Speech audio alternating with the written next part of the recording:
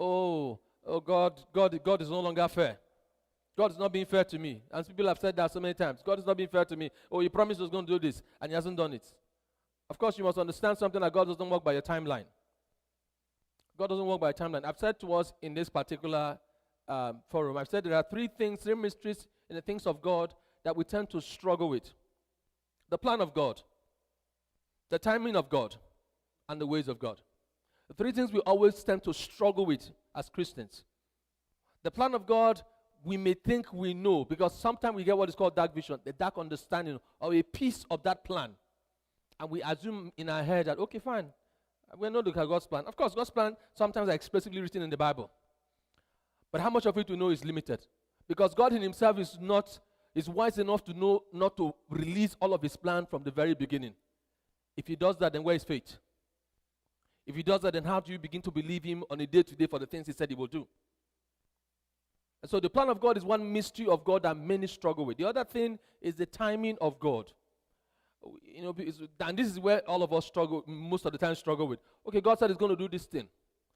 But years have passed and it hasn't happened. Years have passed and I'm still at that place saying, God, you said you're going to do this. Oh, but year one has passed, year two has passed. And for some people to this year in January, God said to them, I'm going to, based on the words that we received, I'm going to do so and so. January has passed. Today we're in May. And they're asking themselves, God is like, you're now a scam. You're now a scam now. You're scamming your children. You promise and you fail. But the reality is, there's a timing with God. There's a timing with the things of God. And the timing of God is not our time. Meaning, the way God sets his own timeline is not calendar time. God doesn't set his time by calendar.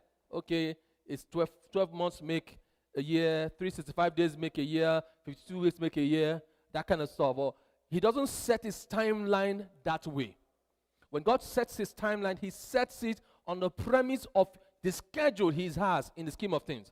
Because when you look at when God was creating the world, he created them by design. He had a clear design and timing as to when he did it.